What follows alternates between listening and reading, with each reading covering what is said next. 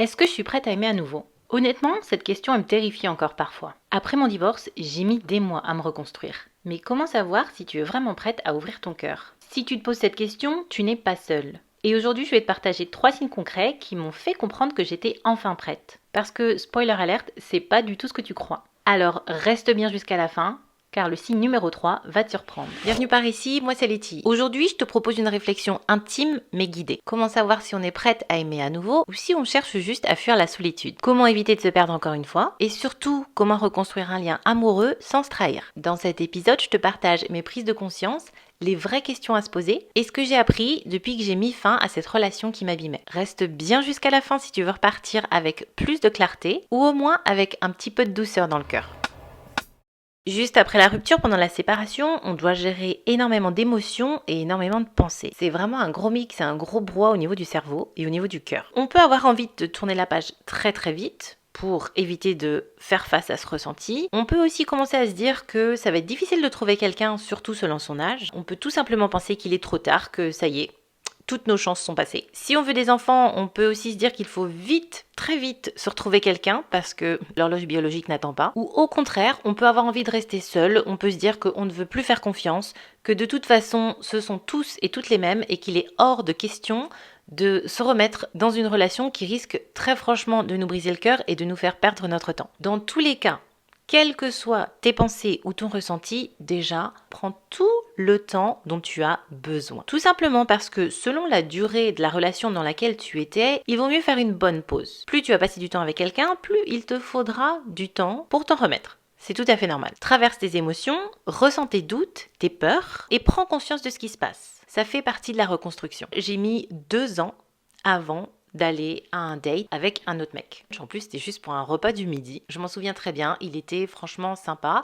J'ai passé un bon moment, mais en repartant, et les 2 jours après, on était en fin de semaine et on était en contact pendant le week-end, il m'a proposé qu'on se voit et tout, et je me suis très vite rendu compte que malgré le fait que ça faisait 2 ans, que je n'habitais plus avec mon mari, j'avais toujours des sentiments pour lui et j'étais juste pas prête. Je ne me voyais pas avec quelqu'un d'autre.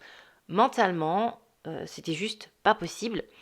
Donc même si cet homme en question était très intéressé et qui m'envoyait pas mal de messages pour me proposer qu'on se voit, je lui ai donné très rapidement le fond de ma pensée. Je lui ai dit ce que j'avais sur le cœur, j'ai été très franche. Il a été déçu, mais je pense aussi qu'il a apprécié mon honnêteté. Et il a apprécié le fait que je ne lui ai pas fait perdre de temps. Donc, si tu es dans une période de doute, regarde vraiment au fond de toi. Et si tu sais, ne serait-ce qu'un tout petit peu, que tu veux te remettre dans une relation parce que tu as peur d'être seule, parce que tu n'as pas envie de ressentir cette solitude et toutes les émotions qui vont avec, eh bien j'ai envie de te dire stop. Stop, stop, stop, ne va pas plus loin. Parce qu'en recommençant à sortir et en rencontrant potentiellement d'autres hommes, tu risques très fortement de te remettre avec la mauvaise personne. Tu risques d'entamer une relation qui ne te correspond pas, tu risques d'attirer des personnes qui ne sont pas bonnes pour toi.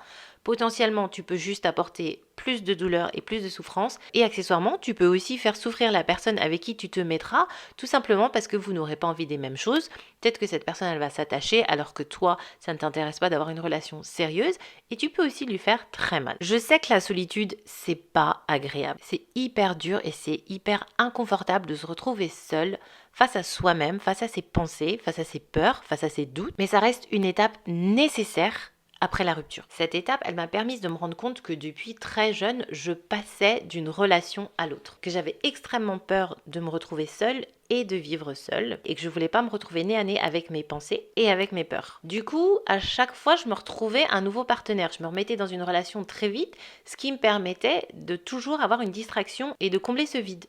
Le truc, c'est que je me mettais pas forcément avec des types qui étaient bien pour moi. J'avais pas de limite, je me respectais pas. Je savais plus ou moins ce que je voulais, mais j'avais tellement peur d'être seule que j'acceptais pas mal de choses qui allaient à l'encontre de mes besoins, de mes désirs et de mes valeurs. Et heureusement pour moi, cette fois-ci, à la fin de ce mariage, j'ai vraiment eu un déclic. J'ai compris que si je voulais vraiment vivre une relation saine, qui me corresponde, eh bien, il allait falloir que j'apprenne à vivre seule. Que j'apprenne à me faire passer en premier, à m'écouter, à me respecter et surtout, qu'il allait falloir que j'arrête de me trahir. Ça, c'est une étape non négociable si tu veux aimer à nouveau. Si tu ne le fais pas, si tu ne commences pas ce travail, tu vas tout simplement attirer les mauvaises personnes, telles que les types pas sérieux, ceux qui veulent juste coucher, l'histoire d'un soir ou de 2 soirs, les types en fait qui cherchent juste à combler leur emploi du temps avec différentes femmes. Et potentiellement, ces gens-là, ils vont te ghoster et tu vas vraiment te sentir comme une merde. En bref, ils vont pas respecter tes limites, tout simplement parce que toi-même, tu ne te respectes pas. Et tu sais pourquoi? Parce que peut-être que tu les connais pas, tes propres limites. Peut-être que tu les as pas encore définies. Tu sais pas forcément encore ce que tu veux ou tu sais pas encore ce qui te convient pas. Ou peut-être même que tu le sais mais que tu n'es pas encore prête à l'assumer et que tu te mets de côté tout simplement parce que tu as peur d'en vouloir trop. Et c'est là que j'ai envie de te dire, ça en fait, c'est pas bon. Parce que tu n'en veux pas trop. Tu as le droit de demander plus que le minimum. Tu n'as pas juste le droit, c'est même ton devoir de demander plus que le minimum. N'oublie pas que tu es une personne à part entière. Tu mérites l'amour inconditionnel et tu n'as pas à te sacrifier ni à mettre tes besoins de côté pour être aimé. Dis-toi qu'il y a des gens, oui pas juste une personne, il y a des gens qui sont là, qui attendent, qui sont prêts ou qui sont prêtes à t'aimer dans ton entièreté, avec tes qualités et tes défauts. Mais d'abord, pour rencontrer ces personnes ou cette personne, il va falloir que toi, tu t'aimes, que tu t'acceptes et que tu reconnaisses ta propre valeur. Ça commence par là. Du coup, cette solitude, tu peux t'en servir comme d'un tremplin pour créer une base solide avec tes passe-temps, tes projets, tes rêves, tes amis, ton univers. Donc aujourd'hui, avant d'entamer une nouvelle relation, commence par avoir une relation saine avec toi-même. Réapprends à profiter des petites choses. Mets en place des rituels et des routines qui te correspondent. Définis ton cadre et surtout, identifie clairement ce que tu veux vraiment. À toi de profiter cette période qui peut sembler négative pour vraiment obtenir du positif. Prends des notes, décris le genre de relation que tu veux vraiment, le genre d'homme que tu recherches. Tu peux même faire un vision board à ce niveau-là. Travaille sur toi, sur ta confiance et si nécessaire, change de perspective. C'est un travail au quotidien que je te conseille d'entamer avant d'aller en date, mais une fois que c'est fait, une fois que tu es lancé, tu peux continuer ce travail tout en sortant et tout en rencontrant de nouvelles personnes. C'est ce que j'ai fait et c'est en rencontrant d'autres hommes que j'ai aussi vraiment pu solidifier certaines de mes nouvelles croyances et identifier ces choses que je voulais vraiment dans une relation, ainsi que celles qui n'avaient plus leur place. Et une fois que tu as mis en place cette base solide, tu peux commencer à te créer des profils sur les applications de rencontres où tu peux commencer à sortir et à rencontrer de nouvelles personnes. Voici les questions que j'ai dû me poser avant de savoir si j'étais prête. Est-ce que je m'aime assez pour ne pas me trahir dans ma prochaine relation? Celle-ci, c'était la première fois que je me la posais, j'ai mis du temps à y répondre.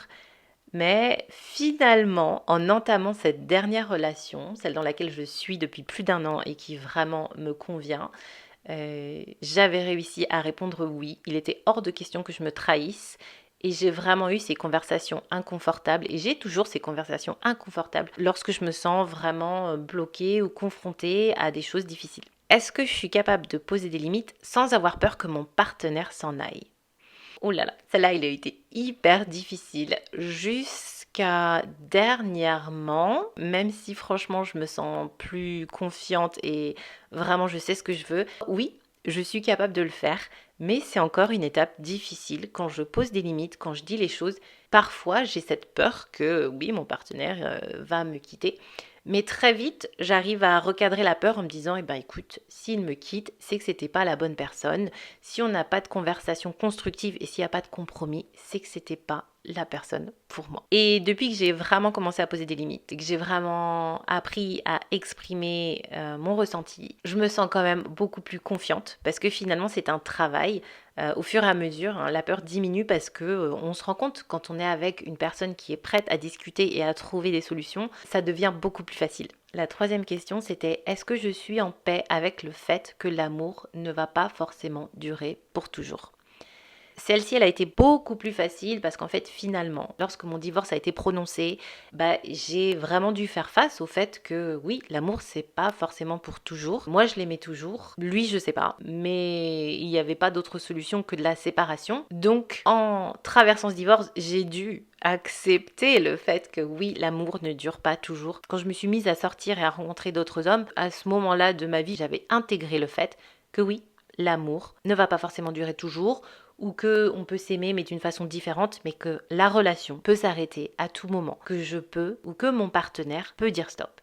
C'est pas quelque chose que je contrôle, c'est comme ça. Lorsqu'on décide d'entamer une relation, en fait, ça fait partie du jeu. C'est l'un des paramètres sur lequel tu n'as aucun contrôle et il vaut mieux l'accepter ou alors vaut mieux rester seul. Ce sont des questions incontournables, ce sont des questions qui vont te permettre de savoir si tu es prête à aimer à nouveau. Au fur et à mesure de ce travail de reconstruction et au fur et à mesure des dates, je me suis rendu compte d'un truc. Avant, ma vision de l'amour et ma vision de la relation, elle était un peu biaisée. Je voyais vraiment une relation comme deux moitiés qui se mettaient ensemble et qui formaient un tout. Ce sont des expressions qu'on entend souvent, my best half, ma meilleure moitié, ma demi-orange. Je cherche cette personne qui va me compléter pour qu'on forme un tout. C'est une façon de penser à laquelle j'adhérais, tout simplement parce que je m'étais pas rendu compte que, à la base, nous sommes des personnes à part entière. Tu es une personne à part entière, je suis une personne à part entière.